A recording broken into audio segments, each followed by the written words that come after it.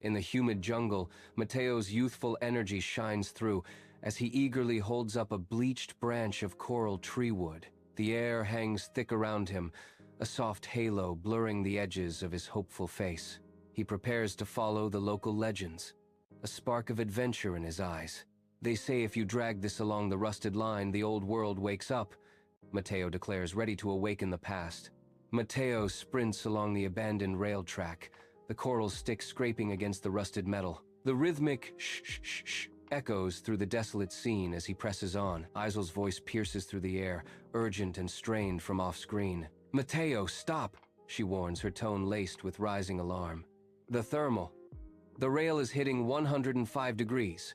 It's pulsing," she says. Mateo's smile fades, replaced by a grimace of exertion as he strains against an unseen force. His feet dig into the gravel, a desperate attempt to gain purchase against the relentless pull. A weathered wooden stick is clutched in his hand, his knuckles white with effort. Black resin oozes, gluing his palm to the stick, a sinister bond forming. "I can't stop.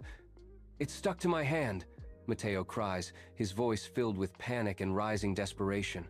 The lush jungle fades into a suffocating gray smog, a stark testament to decay and despair. The Resin Express thunders closer, a spectral behemoth of rotted cedar and bone. The air vibrates with the train's approach, its presence a suffocating dread. The iron rails sing a death knell as the decaying train barrels down the track. The ground trembles, the train's dark visage, a harbinger of unavoidable doom. The floor presses against Mateo's back, his expression contorted in discomfort. From his prone position, Mateo's voice rises, strained and pained. It's hot." His discomfort intensifies. "The floor is burning my shoes." Leo writhes, the camera digging into him.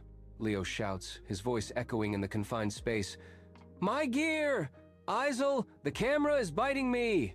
Tension fills the Resin Express, a mix of physical strain and rising panic. Inside Resin Express, tripod legs unfold like spider limbs, trapping Izel against the car wall. The camera lens swivels, its red, mechanical eye fixing on Izel with unnerving intensity. A robotic voice echoes, cold and accusatory. "You looked through me for years." The lens seems to bore into her soul as it continues.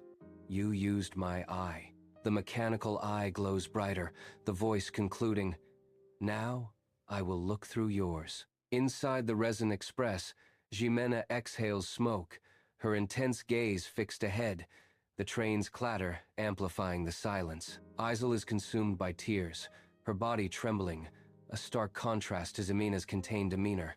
Ximena's voice cuts through the noise. "The tools are tired. They remember when they were your equals." Izel's desperate plea pierces the air, her voice cracking with emotion. "Ximena, help us." The rhythmic clatter continues, a relentless backdrop to their intense exchange, the train hurtling into the unknown. The locomotive door creaks, revealing an unsettling sight. No conductor, only foreboding emptiness. A colossal grinding stone dominates the space, stained with the grim evidence of dried blood. It spins at a dizzying speed, a blur of motion fueled by a viscous river of black resin. The black resin pulses with unnatural energy, a dark lifeblood coursing through the bizarre machine. At the heart of the spinning wheel rests the skeletal crown of Yum Kimmel, a macabre centerpiece. The locomotive rumbles, a metal beast unleashed. The air vibrates with raw, untamed power. A grinding stone spins faster, its velocity a dizzying dance of destruction. The camera fights to hold steady amidst the violent, relentless shaking. Yum Kimmel, VO. The wood people have returned. Put your ribs to the wheel. The train wheels beat a steady rhythm, a constant hum against the night. Izel, VO. Mateo is gone. Her voice whispers over the train's rumble. He's not dead exactly, he's just an object now. Izel's voice continues, laced with sorrow. Underneath he was just gray, porous wood. Her words paint a haunting image. Izel, VO. He's sitting in the dining car with the others. The train's rhythm underscores her grim revelation. Static crackles, filling the Resin Express with disembodied echoes, a sense of vast emptiness pervading the air. Elio's voice, distorted and distant, cuts through the noise. Yum Camille isn't at the end of the line. Yum Camille is the line. His words paint a surreal journey, a descent into the unknown along a living, breathing path. Imena's calm voice counters the chaos. You're no different from the camera in your hand. Her question hangs in the static-filled air, a challenge to perception and control. Why shouldn't it own you?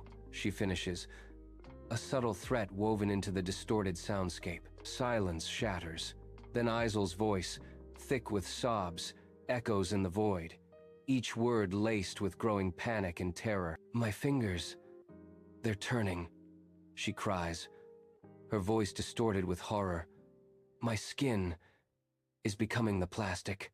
The train is slowing, but the wheels, they aren't stopping. They're turning into teeth, she whispers, her voice cracking. Her screams are abruptly cut off by a deafening roar, the sound of stone grinding against stone, wood pulverized into dust.